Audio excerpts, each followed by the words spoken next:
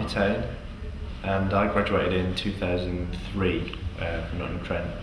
A year after, I moved back to Nottingham, which was about the time when I got a Decibel Award, which was going to help with the funding for the next couple of years. So now I've started, luckily able to just keep myself full time on my practice.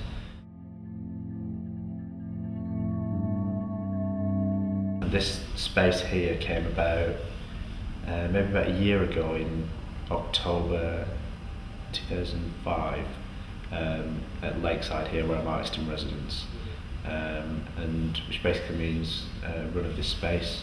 Now I'm able to have everything out at the same time, performance space and photography space, and it's changed the way that I work in the sense that it's kind of like opening up your headspace, and you're able to cross-pollinate things. For Bonington, the way that's going to work is going to be a performance involving another person.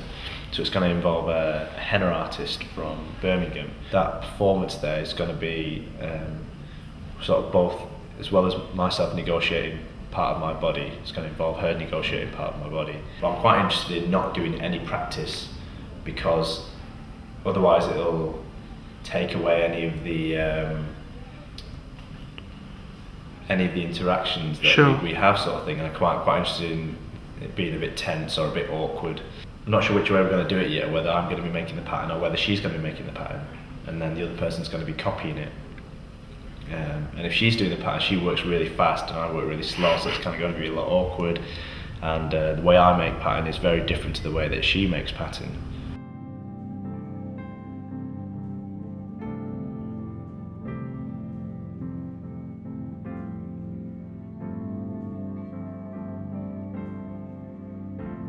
I've worked solo for so long, and I've had so much tight control, creatively, professionally, whatever, over all of everything I do. You know, the photography, the performance side, how things are framed, how things are exhibited. And I just don't think it's healthy for me anymore, and I'm just not getting out of it what I feel I used to get out of it. And now I'm really up for letting something else into the equation and having to let go of some elements of creative control, which I'm not comfortable with. You know, I'm really quite anal about how things are in the work, so I'm really trying to be more open to letting more influences in.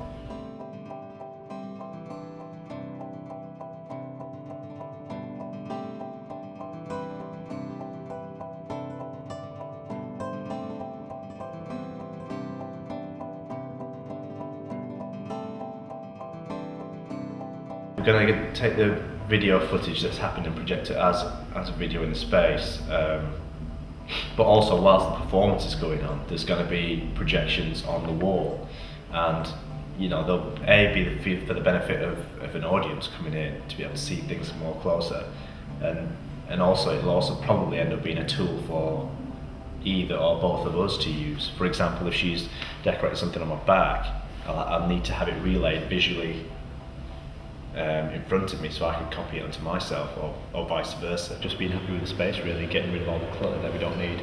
I'm just waiting for Bridley now, who's the henna artist, so we can get her in and kind of sort out the final camera angles and be tweaking with the lighting that we need to do.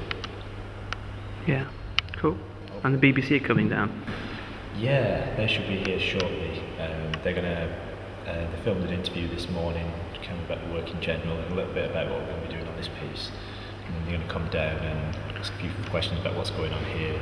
And what's it going to be on? What programme? It's a programme called Desi DNA, right, which I think they're into the third or fourth series. I think it's kind of showcasing British Indian culture.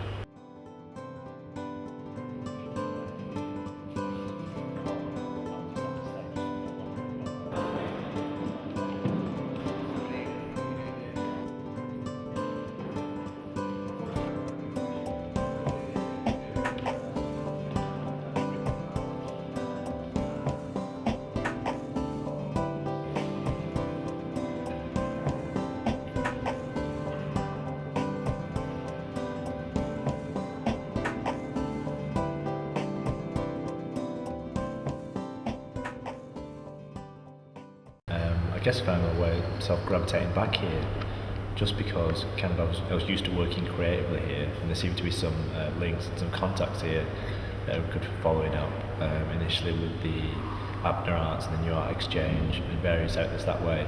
And even student-wise, people staying here, I was kind of aware that there was things going on. Students were staying, instigating their own projects, exhibitions, opportunities. So it seemed like a good area to kind of be in, and I guess geographically as well. I was wanting to do workshops or exhibitions or whatever kind of all over the place if I could. So being in the Midlands obviously was ideal.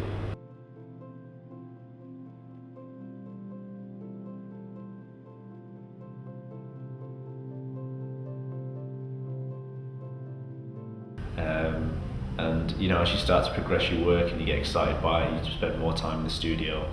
That self-motivation and that ability to work without someone telling you to work is the main thing that helps you carry on outside of the college life, actually. Because I guess with other jobs, you have a certain responsibility. As an artist, if I don't get up in the morning, nobody cares.